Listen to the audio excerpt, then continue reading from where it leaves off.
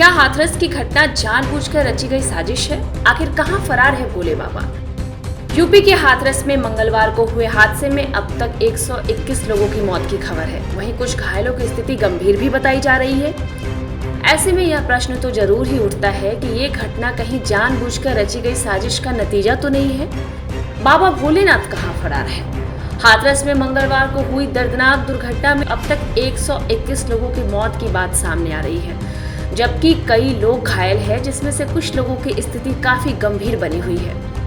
इस घटना में एक ये भी एंगल निकलकर सामने आ रहा है कि ये घटना कहीं जानबूझकर रची गई साजिश तो नहीं है। अब तक की जांच में जो बात सामने आई है उसके मुताबिक एक साथ हजारों की भीड़ बाबा के चरण रज उस रंगोली को लेने के लिए दंडवत हुए और भगदड़ मच गई। फिर किसी को संभालने का मौका नहीं मिला और लोग एक के ऊपर एक गिरते चले गए और दुर्घटना हो गई। हाथरस में कल भयंकर लापरवाही हुई और उसकी कीमत 121 लोगों को अपनी जान देकर गंवानी पड़ी।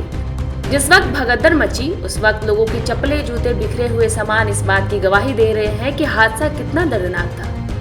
हर तरफ चीख पुकार मची थी, हर जगह शव पड़े थे। पंडाल से निकलने के बाद बाबा के भक्तों का हुजूम उनके चरण रज लेने के लिए उमड़ पड़ा था। उस रंगोली को बाबा का आशीर्वाद मानकर लोग दंडवत प्रणाम कर रहे थे। लोग उस रंगोली के बुरादे को अपने साथ ले जाना चाहते थे। एफआईआर के मुताबिक मुख्य सेवादार देव प्रकाश मधुकर ने प्रशासन के सत्संग के आयोजन की परमिशन मांगी थी। इसमें 80,000 श्रद्धालुओं के पहुंचने की उम्मीद जताई गई थी। हालांकि बताया ये जा रहा है कि 2.5 लाख से ज्यादा श्रद्धालु वहां पहुंच गए थे। मंगलवार को दोपहर 2 बजे प्रवचन खत्म होने के बाद सूरजपाल यानी कि भोले बाबा अपनी गाड़ी में बैठकर आयोजन स्थल से बाहर निकल रहे थे। तभी उनकी एक झलक पाने के लिए हजारों श्रद्धालु दौड़ पड़े। बाबा की गाड़ी से जो धूल उड़ी, लोग उसे समेटना शुरू कर दिए। धूल उठाने के लिए जो श्रद्धालु झुके थे उस पर पीछे से आ रही भीड़ चढ़ गई। इसके बाद चीख पुकार मच गई। सड़क के पास करीब 3 फीट गहरा खेत है जिसमें कीचड़ और पानी भरा था। भीड़ उधर भागी, लेकिन कीचड़ की वजह से फिसलन थी। लोग एक दूसरे पर गिरने लगे, एक दूसरे को कुचलते रहे। इस दौरान आयोजनकर्ताओं और सेवादारों ने डंडे से भीड़ को रोकने की कोशिश की, जिसकी वजह से भगदड़ मच गई।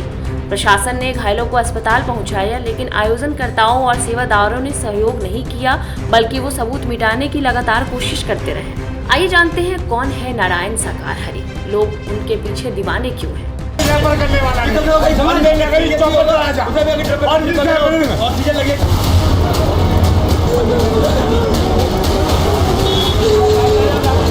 इस बात का अवगत करा रहे हैं कि बाबा के खिलाफ भी एफआईआर होनी चाहिए इसमें। बिल्कुल, जो भी है होनी चाहिए।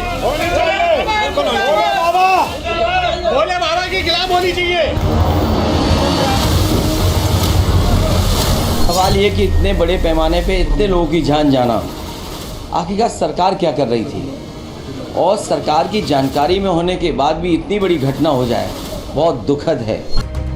भोले बाबा उर्फ नारायण साकार हरि का असली नाम सूरजपाल सिंह है। बाबा कभी पुलिस विभाग में कांस्टेबल हुआ करते थे, लेकिन साल 1990 के आसपास उन्होंने नौकरी छोड़ दी और प्रवचन करना शुरू कर दिया।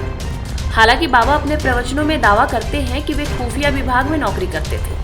सूरजपाल उर्फ भोले बाबा एटा के गांव बहादुर का रहने वाला है और उसके अनुयायी पश्चिमी यूपी से लेकर हरियाणा, दिल्ली और राजस्थान में भी है।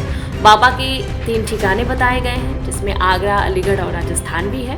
भोले बाबा का आश्रम की अगर बात की जाए तो वो 30 एकड़ में है। बाबा ने खुद की आर्मी बना रखी है। यौन शोषण समेत 5 मुकदमे दर्ज है। उत्तर प्रदेश पुलिस के हेड कांस्टेबल रहते हुए यौन शोषण का आरोप लगा तो उन्हें बर्खास्त कर दिया गया। जेल भी गए, बाहर आए तो नाम और पहचान बदल ली। अनुयायी भोले बाबा उर्फ साकार विश्व हरि को परमात्मा कहते हैं, जबकि उनकी पत्नी को माँ जी।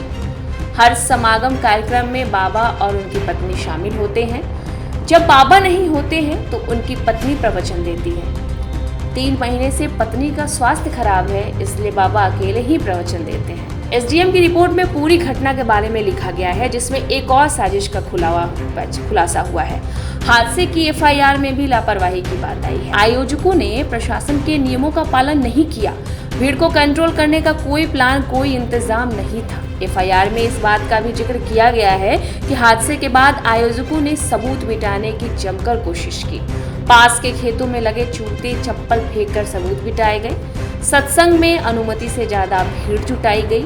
भारत में अगर बाबाओं की बात की जाए तो उनके ऊपर स्ट्रॉन्ग क्रिमिनल हिस्ट्री है। इन बाबा के साथ भी कुछ ऐसा ही हुआ। अब आगे देखते हैं कि इस मामले में वो कौन सा राज है या फिर वो कौन सी खबर है जो खुलकर सामने आती है।